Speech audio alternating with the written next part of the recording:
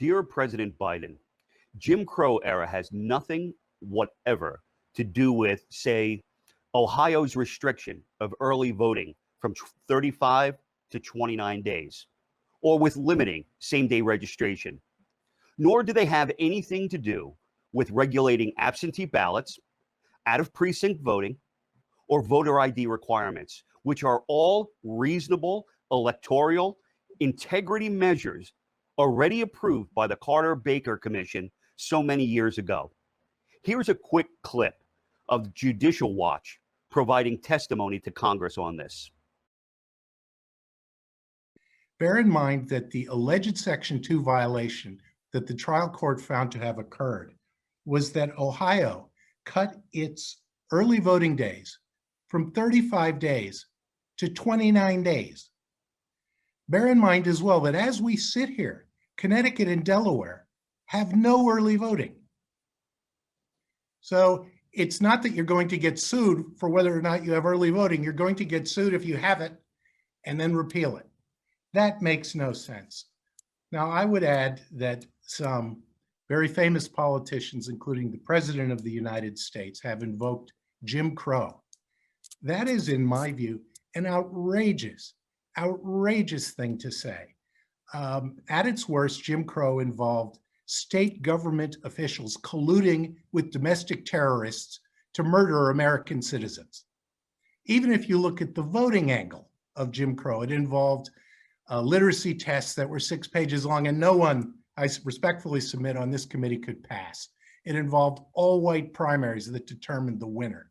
It was shocking in its extent, but it has nothing to do with 35 days to 29 days of early voting. It has nothing to do with no out-of-precinct voting, as in Arizona, for some counties, not all. It has nothing to do with saying that mail ballots after COVID have to be collected by a family member, household member, or caregiver. We need some perspective in this debate. We need to understand what's happening. I can go on at length, although not according to the clock, but I can talk about the Texas and the Georgia legislation as well. And by the way, both Texas and Georgia, unlike Connecticut and Delaware, have early voting. Thank you, Mr. Chairman. Further in their testimony, Judicial Watch provided historical data, not pop culture talking points. Here is the true story of ballot access in America. Now, to objectively evaluate whether racial minorities have an equal opportunity to participate in the electoral process, you must look at racial registration and turnout data.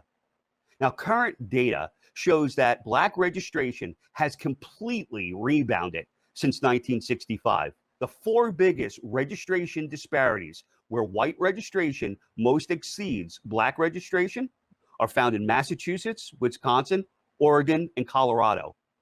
Of course, all those facts are still going to be set aside by the talking heads because they are forever encroaching with their socialist movement, regardless of reality.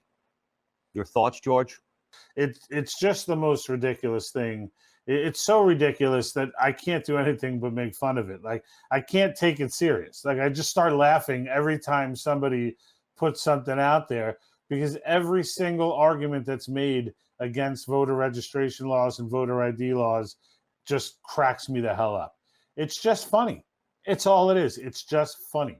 Like, and again, these are arguments that I love having on Facebook. You know, I would say arguments, more debates, but like I love having these debates on Facebook because I love, like I said last time, pinning these people and getting them to admit that what you're actually saying is that minorities are too incompetent to get IDs.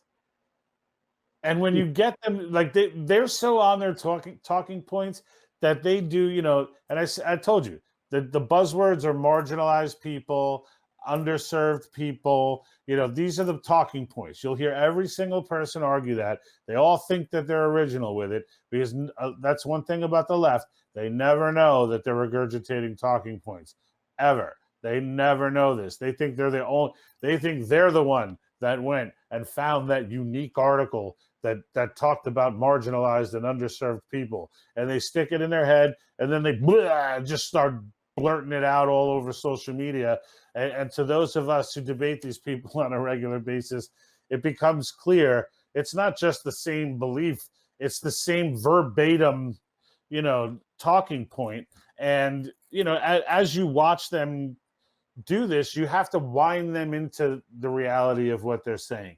And once you do that, and then you get that aha moment when you finally boil them down. So it's like, oh, marginalized people, okay, what are those? And we went through this. And then finally they realize, well, yeah, I am saying that.